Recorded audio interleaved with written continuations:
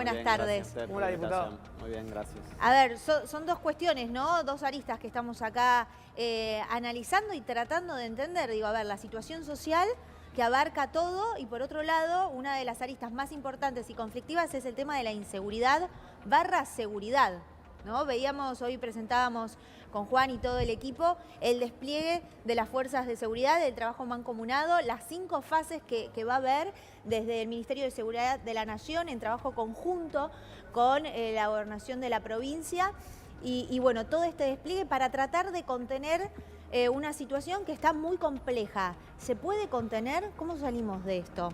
Abro al diálogo. Bueno, creo que es el objetivo, ¿no? Tenemos que tener un abordaje de conjunto de la situación porque naturalmente la pandemia generó una crisis económica y social a nivel mundial y también en Argentina. Expuso todas las desigualdades que existen en nuestro país. En este caso en particular estamos viendo un problema que emerge producto de la falta de vivienda, la falta de urbanización. Sí, no son cuestiones nuevas, digamos, ¿no? Sino que quedaron más expuestas aún. Exactamente. Entonces ahí me parece que ese tipo de situaciones se tienen que resolver mediante el diálogo y buscando darle una solución al problema de fondo. En este caso, el acceso a la vivienda digna, en este caso, la defensa de un hábitat digno, que es justamente lo que está motivando esta situación. Sí, pero a ver, esto no es una situación que tenga que ver naturalmente con la pandemia, ni con no, la por eso, ni con... por eso decíamos, ¿no? Claro, que la pandemia lo que hace es expuso y quitó el velo, ¿no? Alejandro, ¿qué opinás al respecto? Sí, ahora se han agudizado muchos conflictos sin dudas con razón de la profundización de la crisis económica con motivo de la pandemia, pero sin duda está desnudando problemas previos, ¿no? Y acá, por un lado, coincido en que hay un tema de acceso a políticas sociales, de acceso a la vivienda, y también la situación que estamos viendo es una de indefensión absoluta frente a la propiedad que uno tiene, a poder garantizar eso, ya sea por las fuerzas de seguridad, la justicia, muestra un problema de acceso a las instituciones para poder resguardar eso que claramente no están a mano. A la Nación, que un colega le trasladaba algo que había dicho la interventora del servicio penitenciario de esto nos preocupa, pero la pospandemia en materia de inseguridad va a ser más preocupante aún. Sí, naturalmente, porque se agudizan todas las contradicciones, todas las tensiones sociales y creo que es importante acompañar este despliegue de las fuerzas federales con una política de conjunto para ir a atacar los problemas de raíz, ¿no?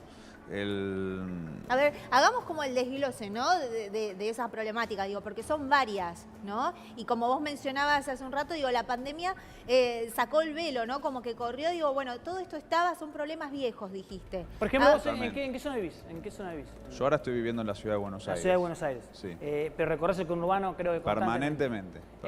¿Y ves a las fuerzas de seguridad federales? Sí, de hecho yo soy, aparte de militante del Partido Piquetero, ahora soy integrante del Ministerio de Desarrollo de la Comunidad de la Provincia de Buenos Aires y estamos desarrollando una actividad permanente en los barrios populares para enfrentar la pandemia, pero también emergen un montón de problemas y entre ellos la inseguridad. En Villa Itatí, por ejemplo, uno de los barrios populares más grandes de la provincia de Buenos Aires, que está ubicado en Quilmes, donde hemos puesto en pie un comité operativo de emergencia, uno de los problemas que discutimos es el problema de la seguridad y hay un despliegue permanente de las fuerzas de seguridad coordinado con las organizaciones sociales del barrio y con los otros organismos del Estado, ya sea provincial, como municipal, como nacional. Y los criterios de seguridad se discuten y se coordinan con las organizaciones del barrio y con el resto de los organismos, para que sean parte de un abordaje de conjunto de la situación. Naturalmente siempre en contra de cualquier tipo de situación de abuso de poder, de violencia institucional y actuando en esos casos con una política disuasiva, con una política no represiva. Porque parece que no está funcionando. Parece que no está funcionando porque por algo estamos mostrando esto. O sea, algo está pasando. Y la pregunta es, y se la pregunto al diputado también, sí, que es la eterna dicotomía y lo que decía Anita siempre es, esto es pandemia, es producto de la pandemia, producto de que hay gente por el trabajo, o esta la Argentina que ya conocemos y simplemente como ahora ya no hablamos tanto del COVID, volvemos a hablar de lo mismo. A ver, Argentina hace tiempo que tiene problemas de pobreza estructurales, de falta de empleo, que son serios, y ahora tenemos una parálisis total de la actividad económica, de la actividad laboral, que profundiza y agudiza todos los conflictos. Eso primero. Después, creo que es evidente que tenemos situaciones muy distintas en las distintas partes del país.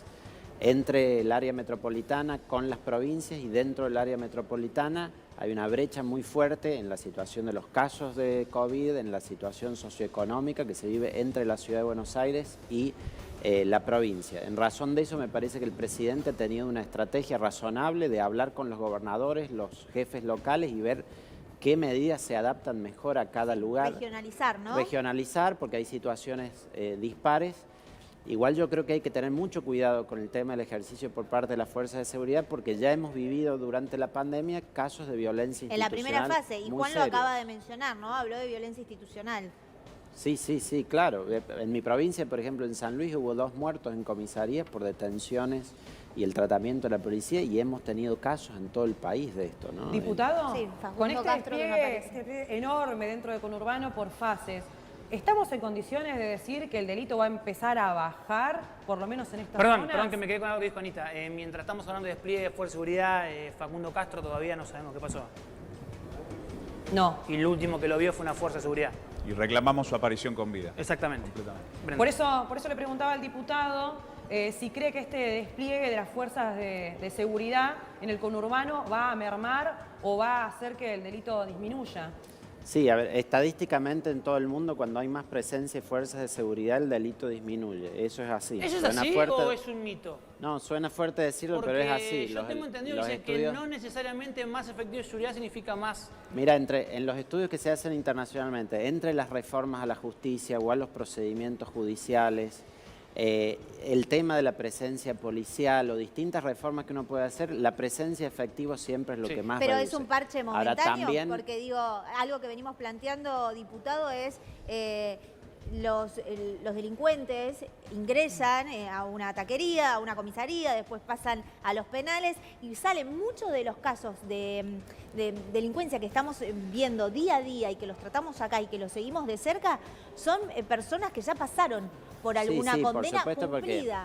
Entonces, Porque hay el un delito paso tiene más que que dar. Desde luego, porque el delito tiene que ver con otras circunstancias también, y es mucho más profundo y complejo la situación social que lleva al ejercicio de ilícito. Entonces uno no lo puede resolver por forma de represión, eso desde luego.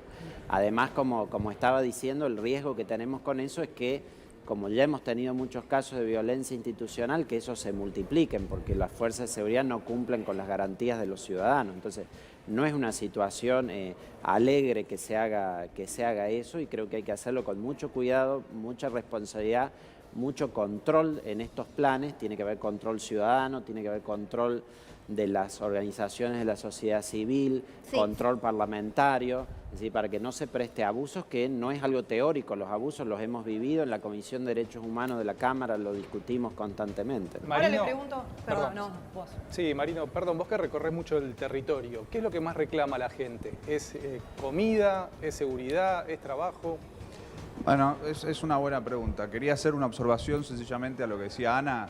Nosotros como ministerio, junto con el Ministerio de Justicia de la Provincia y el Centro de Acceso a la Justicia de la Nación, promovemos el programa Más Trabajo, Menos Reincidencia. Sí, que fue lanzado hace 1 o 2 meses. Sí, en el Exactamente, y territorio buscamos abordar ese problema que vos decías, que es que la persona que deja de estar privada de su libertad ambulatoria puede acceder a un puesto de laburo y por lo tanto reduzcamos la tasa de reincidencia. Después, en los barrios populares, son numerosos naturalmente los reclamos. Si se quiere, el principal reclamo es que haya un gobierno presente para abordar el coronavirus, porque hay mucha preocupación realmente por la situación de la pandemia. ¿Sigue estando esa preocupación? Sí, sí. Y te pregunto, no es una pregunta o estúpida, sino porque por momentos siento que ya la gente solamente se quedó con el tapaboca, me lavo las manos y el problema es no tengo trabajo. A ver, las últimas 24 horas, 5.900 Claro, pero es como que casos. no llega a la gente. Hoy vos salís a la calle y parece la ciudad de Buenos Aires la normal, la de siempre. Manifestaciones, reuniones. Sí, en los barrios también lo populares. decía, también con lo que decías vos recién, Juan, lo decía también Alberto. Decía, hay un hartazgo tremendo, hay un hartazgo terrible de la sociedad que ya directamente se exponen y dicen, bueno, yo no me puedo quedar más en mi casa, pero porque también me estoy muriendo de hambre. Lo dijo el propio presidente también, de cómo contenemos a la gente ahora. Sí, hay varios puntos ahí, yo creo. Por un lado, el hartazgo que decís. Otro es que uno aprende a vivir con el riesgo o a convivir con el riesgo. Y el tercero es que hoy hay más miedo a perder el trabajo, a tener una mala situación económica, que el miedo al contagio del coronavirus en sí. Entonces eso impulsa a muchos a salir, porque no pueden sostener el aislamiento. Bueno, eso yo creo que hay que matizarlo, porque creo que hay sectores y sectores.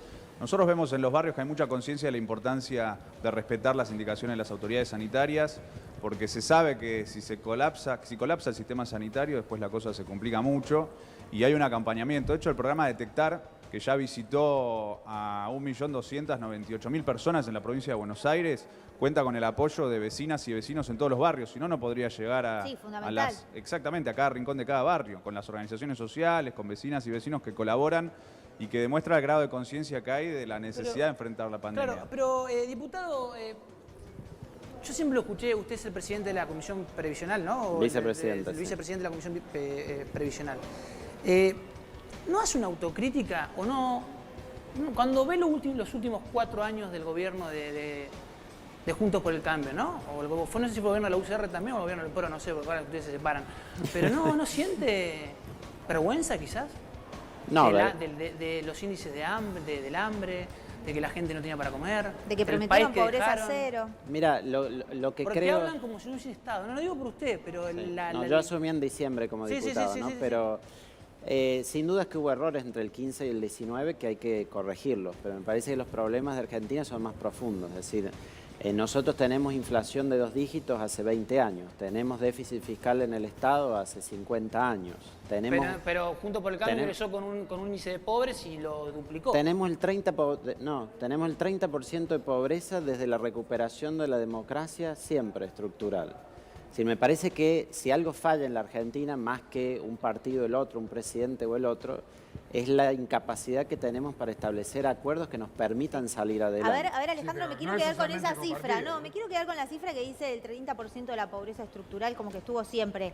Juan, digo, vos estás en el territorio y no hay la misma cantidad de pobres que había antes de que asuma Mauricio Macri. No, claro. Yo creo que en realidad, y esto lo plantea el Ministerio de Desarrollo Social de la Nación, que tiene los distintos indicadores, el índice de pobreza estructural es alrededor del 20%, pero cuando terminó el gobierno de Macri tuvimos una pobreza de arriba del 35%. ¿Y hoy cuánto Entonces, es la pobreza? Yo te completo la idea, después vos, Alejandro, si querés, disculpa. puedes responder. Entonces, Macri nos dejó en emergencia alimentaria. De hecho, el Congreso de la Nación en pleno y de forma prácticamente unánime votó que Argentina estaba en emergencia alimentaria y también en emergencia social. Y después de eso llegó la pandemia, que agravó la crisis económica y social de forma muy profunda en todo el mundo, no solo en Argentina. Sí, y en ese claro, sentido, bueno, la pandemia en todo el mundo. Macri estuvo solo en Argentina. exactamente. O sea. Antes de la pandemia tuvimos a Macri en Argentina 4 años, generando pobreza, generando hambre, generando desocupación, y en ese contexto arribamos. Sí, también antes lo tuvimos a Jaime, a Devido y a todos esos también, ¿no? Sí, pero hay que aclarar que ni Macri, ni Jaime, ni Devido, ni los periodistas no llegan de otro planeta, ¿no? Porque exactamente. Digo, la pobreza estructural es hermoso decir, ¿no? La culpa es del otro. Ahora, nos damos cuenta de la película que tenemos, miseria, desocupación. La encuesta de analogías de hoy señala que la gente le perdió más el miedo al coronavirus que al desempleo. 21% de los consultados hoy le tienen más miedo a quedarse sin laburo, ¿se entiende lo que digo, no? Que a contagiarse de COVID y morirse. Sí, ahora los consultados son en los barrios populares. Cierro la idea. Frente a esto, lo que decimos es la pobreza estructural, la Unión Cívica Radical que gobernó y no se hace cargo con la Alianza, la siembra del odio, y que hoy ya en ese odio los monotributistas miran mal a los trabajadores registrados, porque aprieta el bolsillo y el hambre. Y a todo esto le sumamos superhéroes contra la inseguridad. Sí, Juan, ¿hay voluntad política para la nueva Argentina que se supone que viene después de la pospandemia? Sí, yo creo que sí, sobre todo por parte de nuestro gobierno y también de sectores de la oposición, que en primer lugar tenemos una idea clara de que ahora en pandemia y después de la pandemia lo que tenemos que defender es el derecho a la vida y por lo tanto a la salud y el sistema de salud público. Por eso la cuarentena fue muy importante para salvar vidas y ganar tiempo para mejorar el sistema de salud, y eso es una conquista que tiene que permanecer en el tiempo. Después, naturalmente, hay una agenda prioritaria que nuestro gobierno tenía antes de la pandemia, que era la defensa del trabajo, prender la economía y al mismo tiempo garantizar el derecho a comer. Entonces tenemos una situación donde la pandemia lo que ha generado es un nuevo apagón de la economía, y lo decía recién Autalán, me parece muy importante. La preocupación por perder el laburo es una preocupación real porque está pasando en el mundo entero, naturalmente. Lo que tenemos es un gobierno que está buscando generar las condiciones para evitar la ruptura de las cadenas productivas, para evitar el cierre de las empresas, para preservar el laburo. Y ahí está el ATP, que es muy importante, que ya va a ir por la fase 4, y está la moratoria que se está discutiendo y por aprobar ahora en el Congreso de la Nación, que la verdad que es muy importante para las empresas y los monotributistas. Lo importante es que le llegue a todos. Diputado, primero nada, le quería disculpar porque recién hice una pregunta y me sentí un poco después... No le puedo preguntar si siente vergüenza de formar parte de un partido político. No te preocupes, ¿sabes lo que pasa? Por eso me quedé pensando que no se pregunta de esa manera, me expresé mal yo. No te hagas problema en absoluto. Pero lo que le iba a decir es, para avanzar, es puntualmente, la pospandemia, ¿cuál va a ser el papel de la oposición? ¿Va a ayudar? ¿Va a ser la oposición responsable? ¿Va a ser una oposición de palos en la rueda? ¿Va a ser una oposición de silencio? Nosotros hemos sido muy responsables de diciembre, desde que asumió el gobierno, en dar las discusiones. Lo que pasa es que hay temas que no concordamos. Por ejemplo, vos me preguntabas de lo previsional. Ahí se decidió hacer un ajuste sobre los jubilados, que en teoría son el grupo vulnerable de la pandemia, el que tiene más riesgo, y justo decidimos generar un ahorro sobre ellos cuando hacemos tantos otros programas que involucran un enorme gasto durante la pandemia. Ayer tuve una discusión con el secretario de Hacienda de la Nación porque él decía que la movilidad jubilatoria era difícil de pagar, y por esto a mí me gusta salir de lo discursivo, porque los escuché un año y pico hablar de que la movilidad de Macri era mala, que perjudicaba a los jubilados, para que ahora digan que en realidad es muy cara. Y si dicen que es muy cara es porque no queremos poner los recursos para financiar a los jubilados. Pero por eso yo tendría mucho para decir de los gobiernos del PJ, lo que han hecho y demás, pero busco rehuir de esa crítica porque me parece que hay que mirar para adelante. Y en el mirar y acordar entre los partidos. Y en el mirar para adelante y acordar, si bien es cierto que la pandemia ha hecho estragos en todo el mundo, la caída de la economía que está teniendo Argentina es única. Sí. La caída del PBI de 2 dígitos que tenemos es única. Porque usted habló de oposición responsable, yo al menos, será que veo un solo ojo, pero a Patricia Bullrich no la veo haciendo oposición responsable a economistas que llevaron a la Argentina a la pobreza estructural, como Machinea, como López Murphy, pero es que mira, Dan Cátera. Digo, si no miramos lo que pasó... Muchos asesoran a este gobierno. No, pero por ejemplo, ¿a qué te digo que... Bueno, yo te digo que fíjate, él menciona la moratoria. Nosotros creemos que moratoria tiene que haber porque hay que dar un alivio a las empresas, un alivio económico. Eso lo vamos a acompañar. Propusimos que haya incentivos a los contribuyentes que cumplieron y el oficialismo lo aceptó, lo incorporó, es positivo. Ahora, hay un artículo de la moratoria que es para ayudar a Cristóbal López y limpiarle los problemas que tiene con la FIP, que eso no lo vamos a acompañar y es parte de lo que consideramos... Si hablamos del correo argentino, cerramos el programa, ¿no? Porque no, está bien y todo, bueno, para todo tiene no, porque me obliga a la chicana, porque le digo, le cambio de tema económico. La reforma judicial, ¿la van a acompañar? Bueno, esto es importantísimo. Usted, bueno, usted es abogado constitucionalista, ¿no? Sí. Por eso mismo le queríamos preguntar, está muy bien. Sí, a ver, no conocemos el contenido. Ya hemos pronunciado que ampliar la Corte no lo vamos a acompañar, porque ampliar la Corte siempre se ha hecho para tratar de controlar la justicia. Ese ha sido el objetivo en todo el mundo cuando se amplían las Cortes. Hay otros puntos que el presidente anunció en su discurso en marzo, que tiene que ver con agilizar los procesos, mencionó la posibilidad de instalar el juicio por jurados, que tiene que ver con los juzgamientos penales, que esos temas... Sí, en un rato lo vamos a estar desarrollando con claro, Fede. Esos temas los podemos discutir y acompañar. Ahora presentará, veremos punto por punto, pero todo lo que tenga que ver con generar impunidad, desde luego ¿Confía que se van a limpiar los sótanos de la democracia, como dijo el presidente cuando asumió? Sí, ojalá que sí. Lo que él dijo sobre el tema de inteligencia yo coincido. La verdad que ni siquiera se necesita una reforma de ley para eso. La CIDE o la AFI la controla el presidente directamente. Basta con sus decisiones. Sí, diputado, espéreme un segundito. Nos vamos a trabajar con Fede. Fede, es el momento de que nos expliques paso a paso cómo va a ser esta reforma que va a anunciar el presidente de la Nación hoy a las 5 de la tarde. La tenemos ya en pantalla, reforma judicial. Puntos esenciales, a ver si los tenemos, acá lo tenemos, acá estamos, para discutir a las 16. Alberto va a presentar esta reforma. A ver, tenemos, Fede, reforma judicial. Primero, ¿no? Ampliación de la Corte Suprema. Fede. Bien, Alberto va a presentar ahora un plan de reforma judicial que va a enviar al Congreso. Como decía el diputado, hay pocas personas que conocen el contenido, la letra fina de esto. Estuvo trabajando el presidente Alberto Fernández, la ministra Lozardo, Vilma Ibarra y Gustavo Vélez, puliendo en las últimas horas lo que va a ser la reforma judicial a partir de los próximos meses y tratar de aprobarla hacia fin de año. Esta ampliación de la Corte Suprema no está en el texto de la reforma que va a enviar Alberto, pero sí se conoció en las últimas horas, cuando Alberto presentó este Consejo Asesor de Especialistas Jurídicos, que iban a hablar, iban a asesorar, iban a aconsejar qué había que hacer con la Corte Suprema. Lo que trascendió es que buscan llevar este número de 5 que hay ahora en la Corte a 9, a 11, a 15, depende con quién hables, te dicen un número distinto, y que también haya salas especializadas en derecho penal, tributario, previsional. Claro, como separar un poco, por ejemplo, que un juez no sea el encargado de investigar corrupción y a un narco al mismo tiempo. Bien, paso a la segunda, Fede, para que sigamos desarrollando y vamos sentándonos en los temas más importantes. A ver, potencia de los fiscales, ¿qué significa esto? Bien, esto es... Abril fue el peor mes, fue el de la caída más fuerte.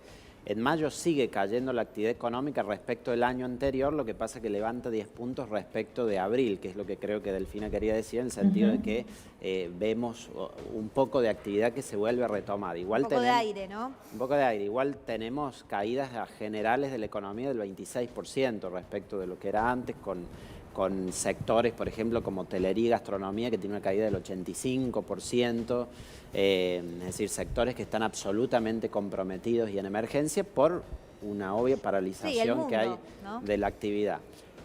Yo creo que además tenemos un problema fiscal muy fuerte. Ahora estamos discutiendo la ampliación del presupuesto. Efectivamente, el gasto del Estado ha tenido que crecer drásticamente. No hay herramientas de financiamiento porque no tenemos acceso al endeudamiento o lo tendríamos a niveles muy caros, y entonces hoy básicamente el gasto del Estado se está financiando con emisión del Banco Central. Esto nos saca de paso en este momento, pero nos va a traer complicaciones para el escenario de pospandemia, ¿no? Sí, y Juan, a propósito de la reactivación que mencionábamos con Delfina y ahora con Alejandro, digo, ¿cuándo se ve eso en un barrio popular? ¿Cuándo llega eso? Bueno, tiende en general a llegar al final de todo, ¿no? Pero nuestra idea es que esta vez sea distinto, que gran parte del plan de reactivación esté concentrado en los barrios populares. Por eso es muy importante el programa Potenciar Trabajo, que vincula planes sociales con trabajo justamente, a través de cooperativas y distintos emprendimientos laborales. Por eso nos parece muy importante el reconocimiento de un trabajo reproductivo, de cuidado socialmente necesario que no es reconocido por el mercado, el trabajo no pago, que recae sobre todo en las mujeres y que sea reconocido por el Estado. Por eso ahora las diputadas del bloque del Frente de Todos presentaron un proyecto de ley para pagar una asignación a los trabajos de cuidados.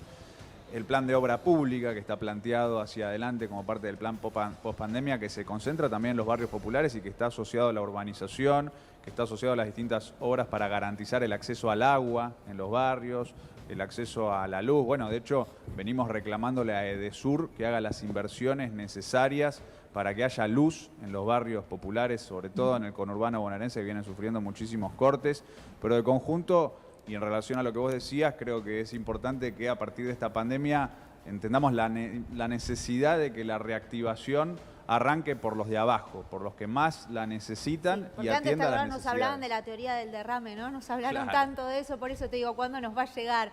Delfina sonríe, digo, ¿no? Sí. Pero dolió, digo, ¿no? Los barrios populares dolió porque esa teoría del derrame nunca llegó. Hoy estamos hablando de reactivación y un Estado que está claramente más que presente y que incluso se pide más Estado ahora en la pospandemia y en esta reactivación. ¿Dónde tenemos que focalizar? Económicamente hablando, sí.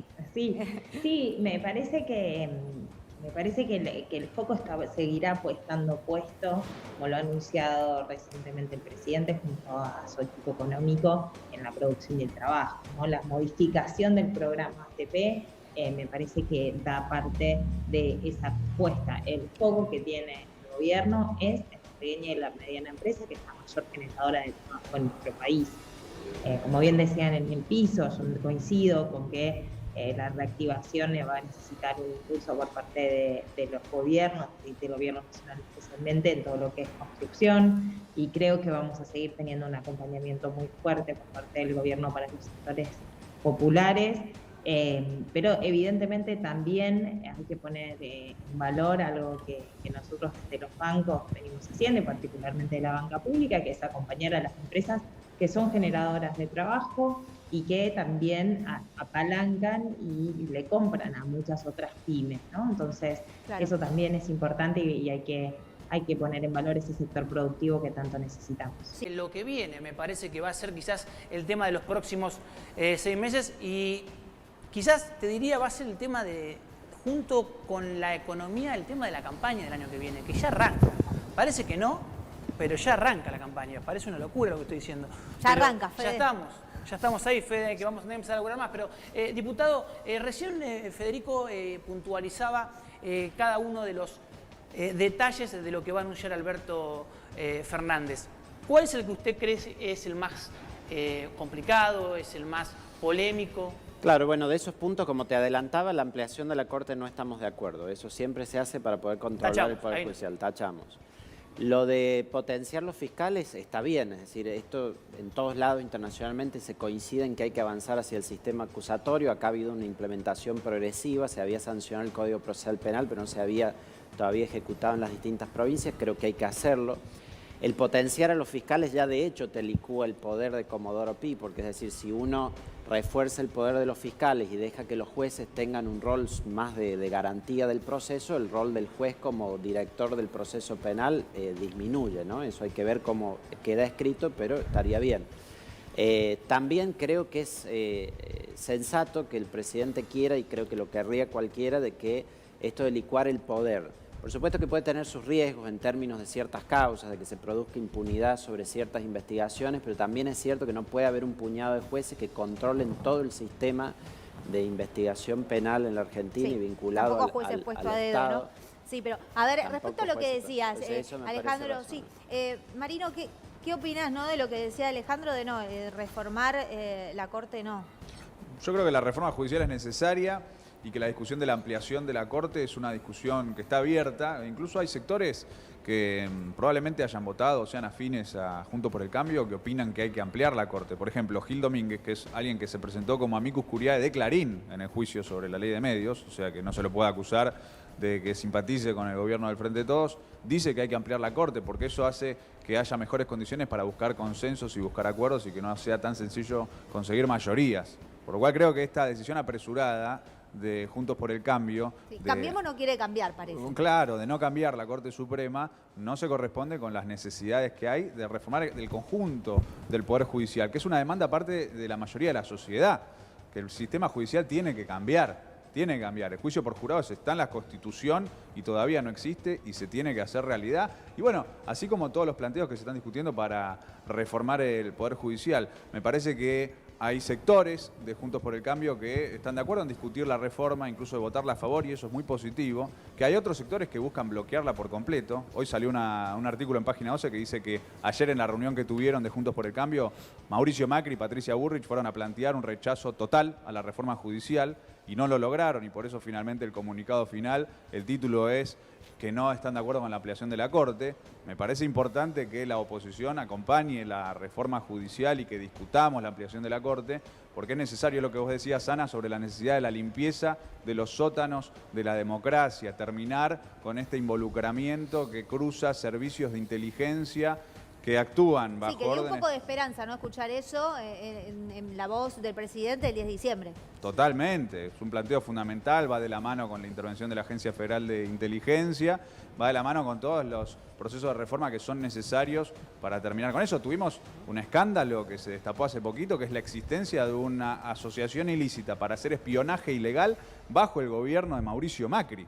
Y a mí me aturde el silencio de Mauricio Macri sobre la existencia de esa asociación ilícita que espió incluso a miembros de su propio gobierno. Y presuntamente a mí también, acá en este canal, publicaron algunas de las documentaciones que figuran en la causa, donde figuro yo como una de las víctimas del espionaje. Y naturalmente la principal víctima de ese espionaje fue Cristina Fernández de Kirchner. Sí. Ahora, Macri se tiene que pronunciar, Juntos por el Cambio se tiene que pronunciar sobre ese hecho, porque es un hecho aberrante para la democracia política. Y bueno, también esta reforma judicial viene a subsanar esas situaciones. Sí. Quería preguntarle a Cacase si él cree que en medio de esta pandemia es el momento indicado para encarar una reforma judicial. Bueno, sí, yo no tengo miedo en discutir los temas, ninguno, la verdad. El presidente anunció esto como parte de su agenda legislativa en marzo. Me parece bien que en algún momento del año se discuta. Por ahí hay quienes creen que ahora en pandemia no debiéramos discutir ningún tema conflictivo, sino solo aquellos que hay acuerdo unánime dentro de la Cámara. Pero también es cierto que es parte de la democracia, del juego de mayorías y minorías, que estos debates se puedan dar, y creo que el presidente tiene la legitimidad para proponerlo y que lo podamos discutir. Yo soy de la idea, como marcaba recién, que hay que discutir punto por punto. Dentro de los grandes paquetes pueden venir cosas malas, como hay cosas buenas también y que hay que analizar. Bien, gracias diputado, gracias Juan Gracias Marino a ustedes. por venir acá al estudio. Crónica